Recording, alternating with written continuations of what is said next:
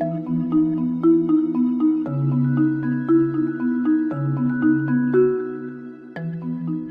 morning, I want to talk about prayer, especially since prayer can be particularly hard these days. Without a physically proximate community to lift up our prayers, it can often feel that they fall spiritually flat. Even when we're able to gather in a packed sanctuary, prayer doesn't necessarily come easily. In theory, prayer is something that we do a lot, but we don't talk so much about it. Traditionally, we pray 3 times a day, not to mention the many blessings and spontaneous opportunities throughout each day to convene with the divine. And for many of us, coming together on Shabbat morning for prayer is a central part of how we express our Judaism and connect to our community. At the same time, despite its prevalence in our religious lives, prayer is often experienced as alienating, intimidating, confusing, and dare I say, boring. Last week, I finished teaching a mini-series about prayer, and similar to every other time I've taught the topic, I was reminded of how many barriers we can experience with prayer. I hear people lament about breaking their teeth over the Hebrew words and longing to understand their meaning, while others who are fluent in the Hebrew language express dismay at understanding the prayers all too well, thereby feeling disconnected from their meaning. And probably every single person has experienced some element of imposter syndrome. You know, that feeling like everyone in the room knows more than me, that I'm the only one who can't keep up with the leader, the only one who is bored and not at all inspired, or that I'm never going to figure out when to stand up or sit down without taking cues from those around me. Well, spoiler alert, you're not the only one. Most of us either feel that way or have recently felt that way when it comes to prayer. But those feelings of inadequacy are real, and they often prevent people from exploring prayer in a deeper way. Then, of course, there's theology. For those who doubt the existence of the divine altogether, the whole system of prayer is rightfully questionable. While devout believers struggle with encountering different faces of God than the one they know or long for in the texts of our tradition.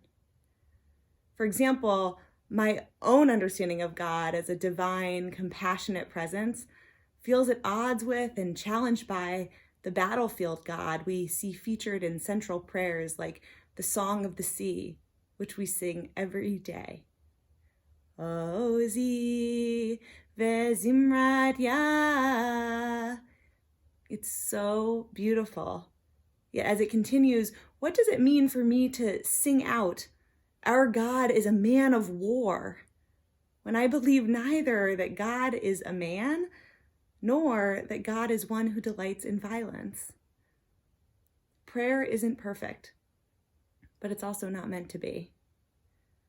My favorite way to understand prayer is as a practice, something that's cultivated over time, honed in many ways, but never fully arrived. It's like exercise or playing a musical instrument. You can get more comfortable with it, but it never stops offering new challenges or new ways to grow and improve. And like with other things that take practice, we only make progress when we're willing to keep at it, even when we don't experience immediate results. Our liturgy offers many on-ramps for those looking to deepen connections to prayer. There's an old adage that prayer ultimately boils down to one of 2 statements. Help me, help me, help me, or thank you, thank you, thank you. The structure of the Amidah, I think, suggests a third possibility, which is simply a statement of wow. Praise, wow. Request, help me, help me, help me. And gratitude, thank you, thank you, thank you. That's it. 3 simple components that form the backbone of our most central prayer. Stepping away from the actual words for a moment, what would it look like for you to offer your own statements of praise, request, and gratitude? Whether you choose to speak them out loud or meditate on them silently, what might it mean to you to shift inside of you to acknowledge these 3 aspects of your spiritual self weekly, daily, 3 times a day? As for the traditional words of the liturgy itself, almost always we pray in the plural. Our God, our ancestors, our healing, our forgiveness, our joy, our thanks. And for as many of us as have ever existed, there are that many ways to comprehend the words of our prayers.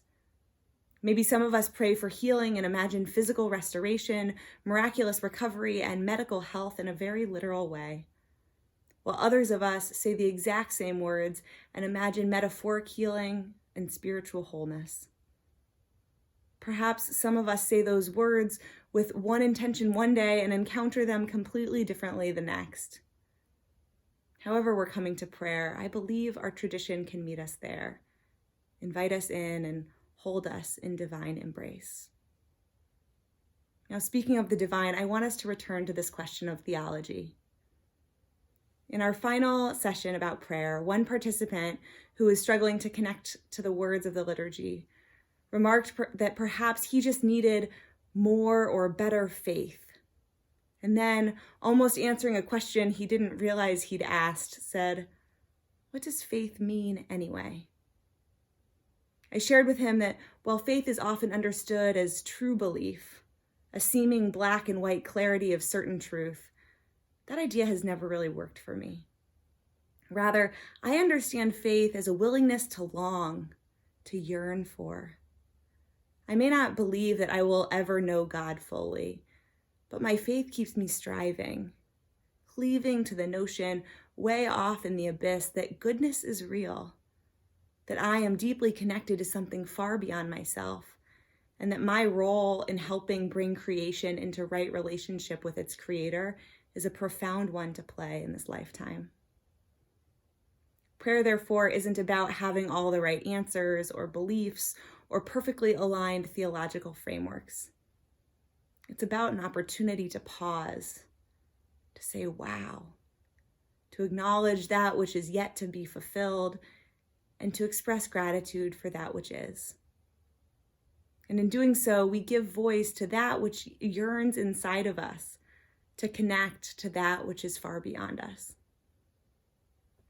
So my blessing for us is that however we're entering into prayer this morning or in the weeks to come, may we do so with renewed compassion for ourselves, acknowledging that wherever we are, there is a way in.